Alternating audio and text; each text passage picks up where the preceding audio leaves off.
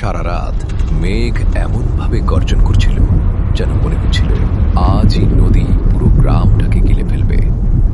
সেই ঝড় বৃষ্টির মধ্যেই হঠাৎ ভুবনের দরজার সামনে একটা গাড়ি এসে থামল, আর দরজায় জোরে জোরে কড়া নাড়া শুরু হলো। ভুবন ভয়ে ভয়ে দরজা খুলতেই সামনে এক শহুরে ভদ্রলোককে দাঁড়িয়ে থাকতে দেখল। ভুবন, আপনি তো? আমরা কলকাতা থেকে এসেছি। আমি এসডিএম।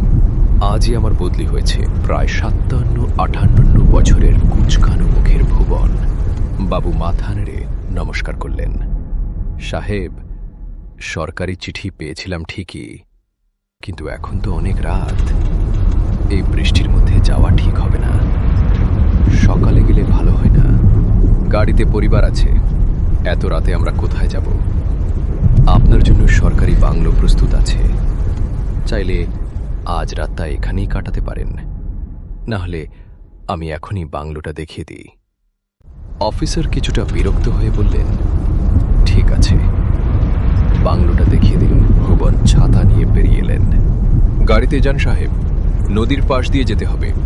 আমি কাঁচা রাস্তা দিয়ে হেঁটে আসছি, ওদিক দিয়ে গাড়ি যাবে না।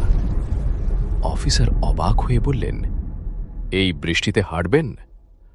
ভুবন নিচু গলায় বলল, আপনারা বুঝবেন না। গ্রামের লোকজন সূর্য ডোবার পর নদীর ধারে যায় না।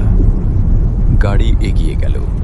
হঠাৎ সুগন্ধা চিৎকার করে বলল, ওই দেখো, ভুবন কাকা নদীর পাশে হাঁটছে।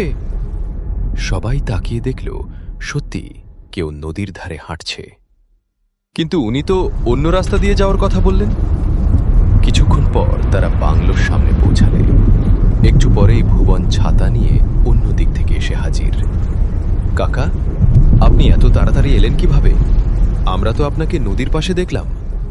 ভুবন অবাক হয়ে বলল, আমি তো ওদিকে যাইনি। সবাই ভাবল হয়তো ভুল দেখেছে।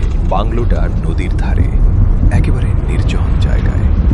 খুব সুন্দর, কিন্তু ভয়ঙ্কর শান্ত। ভুবন চা দিয়ে বলল, একটা কথা, নদীর দিকে না তাকালেই ভালো। কেন? বৃষ্টি, কাদা, বিপদ আছে। রাতে সুগন্ধা জানলা দিয়ে নদীর দিকে তাকিয়ে থাকে।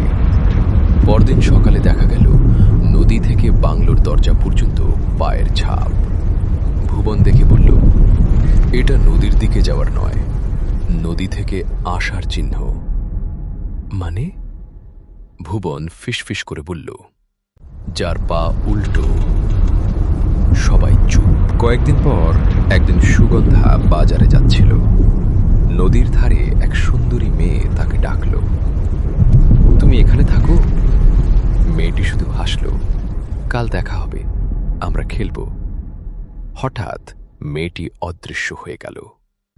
ফিরে আসার সময় অন্ধকার নেমে গেছে। নদীর জল অদ্ভুতভাবে কাঁপছে, চারদিকে পচা মাছের গন্ধ। হঠাৎ কানে একটা শব্দ ভেসে এলো, আমাকে মাছ দাও। সুগন্ধা ভয়ে দৌড়াতে লাগল, তুমি আমাকে মাছ দেবে না? ভয়ে কাঁপতে কাঁপতে সে বাড়ি পৌঁছালে।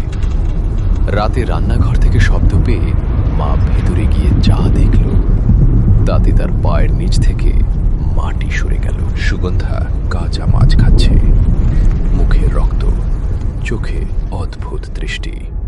সুগন্ধা, কি করছো? সুগন্ধা ধীরে মাথা তুলল, খিদে পেয়েছিল।